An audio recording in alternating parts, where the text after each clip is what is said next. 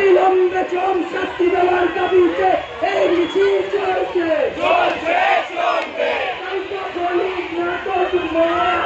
অপরাধীদেরকে ধরতে হবে এই দাবিতে এই মিছিল চলছে।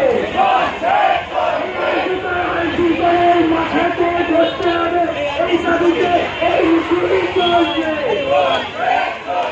পুলিশ প্রশাসনের রক্ষার ভূমিকার বিরুদ্ধে এই মিছিল চলছে।